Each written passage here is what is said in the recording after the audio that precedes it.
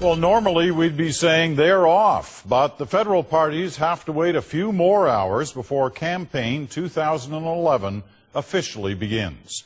The Harper government was defeated today, found in contempt of Parliament. It was a historic first, but the Governor General is not expected to dissolve Parliament until tomorrow. Tonight, what you can expect in the weeks ahead, starting with Terry Milewski.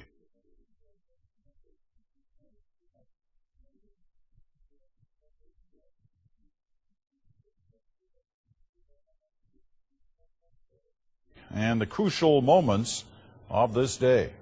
Terry. Well, Peter, the game is on. Like it or not, they're hitting the road tomorrow.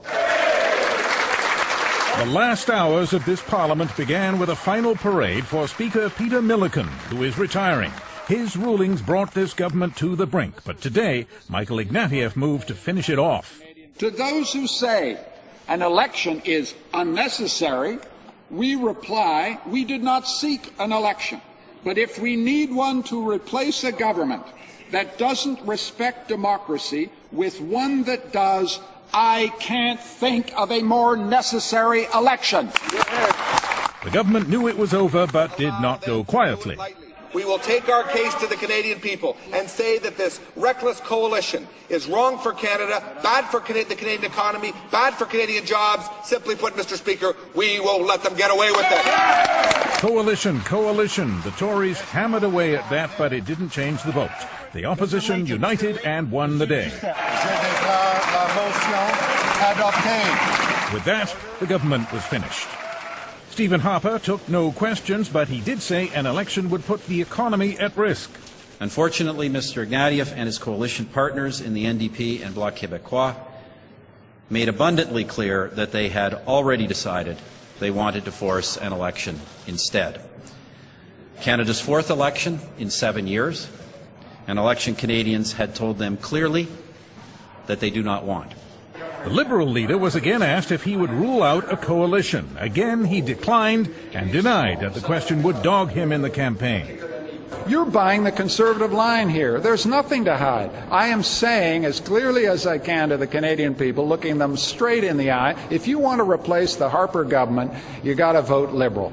It can't be clearer than that. It's the oldest Liberal argument in the book. Look, the New Democrats are the ones in a position to defeat Conservatives. If you go back to the 2008 election, you'll find that it was New Democrats that defeated Conservatives in that election. As for the Bloc leader, he scoffed at the idea that Harper did not want an election, given all his recent advertising.